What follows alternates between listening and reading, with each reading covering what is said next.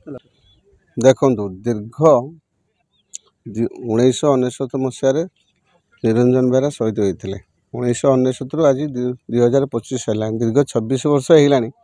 ଶହୀଦ ପୀଠର ଉନ୍ନତି କାମ ହେଉଛି ସରକାରଙ୍କର ଶହୀଦ ପୀଠକୁ ଉନ୍ନତ କରିବା ତାଙ୍କର ମାନବିକତା ନାହିଁ କି ତାଙ୍କର ମନ ନାହିଁ।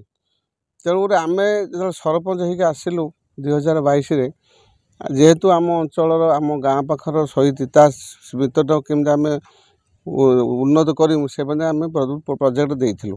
ସେତେବେଳକାର ସରକାର ବା ସେତେବେଳକାର ବିଡ଼ିଓ ସେ ଆମକୁ ପ୍ରୋଜେକ୍ଟଟାକୁ ବ୍ରେକ୍ କରେଇ ଦେଲାନି। ଏବେ ଏଇ ବର୍ଷେ ହେବ ଆମର ବିଜେପି ସରକାର ଅଛି। ୟା ପାଇଁ ଆମେ ବର୍ତ୍ତମାନ 22 ଲକ୍ଷ ଟଙ୍କା ପ୍ରୋଜେକ୍ଟ ସ୍ୟାଙ୍କସନ୍ ହେଇଯାଇଛି। ଏଇ ବର୍ଷା ପରେ କାମ ଆରମ୍ଭ ହେବ। ବାଉଣ୍ଡରୀ ୱାଲ୍ ହେବ, ସାନିଟାଇଜେସନ୍ ହେବ, ଇଲେକ୍ଟ୍ରି ହେବ, ପାର୍କ ହେବ, ଶହୀଦ ତାଙ୍କ ଯେଉଁ ସ୍ମୃତି ସେ ଆଉ ଟିକେ ଉଚ୍ଚା ହେବ। ଏହା ଆମର ଲକ୍ଷ୍ୟ ରହିଛି। ଏଟାକୁ 2-3 ମାସ ଭିତରେ ସାରିଦେବୁ। ଆଜି ଆମେ ତାଙ୍କୁ ଶହୀଦରେ ପୁଷ୍ପମାଲ୍ୟ କଲୁ, ଫଳ ବଣ୍ଟନ କଲୁ, ଲୋକମାନେ ଗ୍ୟାଦରିଂ ଥିଲେ, ଲୋକମାନଙ୍କ ଉତ୍ସାହ ଉଦ୍ଦୀପନା ଅଛି। ଶୁଣନ୍ତୁ, ସରକାରଙ୍କର ଇଚ୍ଛା ନାହିଁ କରିବା ପାଇଁ।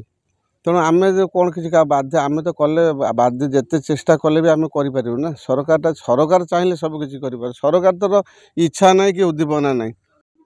ଆଜି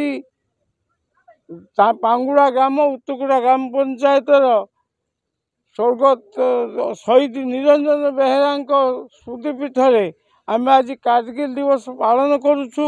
ଏଥିରେ ଉତ୍ତୁକୁଡ଼ା ଗ୍ରାମ ପଞ୍ଚାୟତର ସରପଞ୍ଚ, ଯୁବ ନେତା ଶ୍ରୀଯୁକ୍ତ ସୁଶାନ୍ତ ପୁହାଣ, ଆମର ମଣ୍ଡଳ ସଭାପତି ଶ୍ରୀଯୁକ୍ତ ଚନ୍ଦନ ବଳ ଏବଂ ଆମର PS ମେମ୍ବର ନାଲଗୁଣ୍ଡା ଅଭୟ କୁମାର ବଳ ଏବଂ ଆମ ସହିତ ଅନ୍ୟ ନେତୃମଣ୍ଡଳୀ, ଆଜି ଭାରତୀୟ ଜନତା ପାର୍ଟିର ସମସ୍ତ ପ୍ରାୟ କାର୍ଯ୍ୟକର୍ତ୍ତା ଏଠି ଯୋଗ ଦେଇଥିଲେ।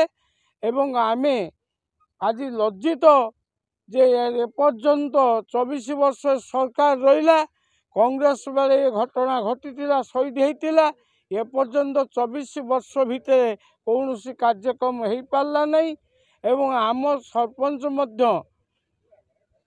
ଶ୍ରୀମତୀ ସ୍ୱର୍ଣ୍ଣଲତା ପୁହାଣ ସବୁ ପ୍ରକାର ଉଦ୍ୟମ କରିଥିଲେ ମଧ୍ୟ ବିଜେଡ଼ିର କେତେକ ତୁଙ୍ଗ ନେତାମାନେ ଏଟାକୁ ତୀବ୍ର ଭାବରେ ବିରୋଧ କରୁଛନ୍ତି। ଆମ ଦଳ କ୍ଷମତାକୁ ଆସିଛି, ମୋହନ ସରକାର କ୍ଷମତାରେ ଅଛି। ଆମେ ଆଶା କରୁଛୁ ଖୁବ୍ ଶୀଘ୍ର ଏ ଜାଗାର ଉନ୍ନତିକରଣ ହେବ।